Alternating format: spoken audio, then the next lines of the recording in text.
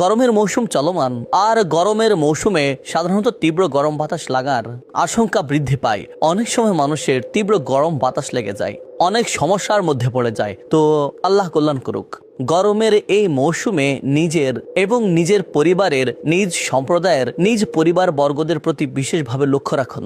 দর্শকবৃন্দ, আসুন আমি আপনাদেরকে কিছু ওজিফা বলে দিচ্ছি গরমের মৌসুমে তীব্র গরম বাতাস থেকে সুরক্ষার জন্য।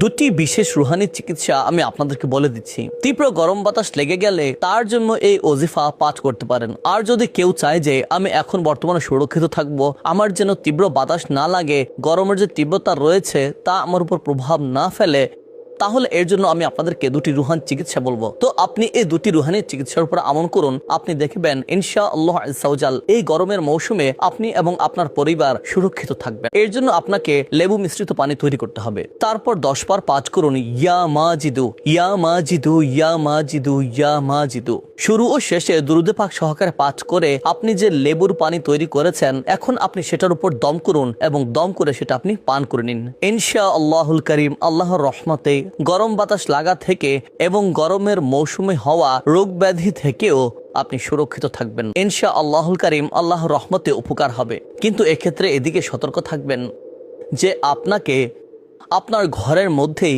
এই লেবুর পানি তৈরি করতে হবে। কেননা বাজারের লেবুর পানি যদি ব্যবহার করেন তাহলে আরো নানান সমস্যার মুখোমুখি হওয়ার সম্ভাবনা রয়েছে। দ্বিতীয় ওজিফাটি হলো গরমের মৌসুমে আপনি অধিক হারে পাঠ করুন ইয়া মাজিদু ইয়া মাজিদু ইয়া মাজিদু। ইনশাআল্লাহুল কারীম গরমের মৌসুমে পিপাসার তীব্রতা থেকে সুরক্ষিত থাকবেন। তো এটি বিশেষ করে গরমের মৌসুমে পাঠ করার মতো ওজিফা, কাজে এটিকে দৈনন্দিন স্বভাবে অন্তর্ভুক্ত করে নিন। আর আল্লাহ পাকের দরবারে দোয়া করি আল্লাহ পাক আমাদের সকলকে তার সুরক্ষার ছায়াতলে রাখেন, দুনিয়ার গরম থেকেও আমাদের সকলকে সুরক্ষিত রাখেন, কবর ও হাসরের গরম থেকেও আল্লাহ পাক যেন আমাদের সকলকে সুরক্ষিত রাখেন।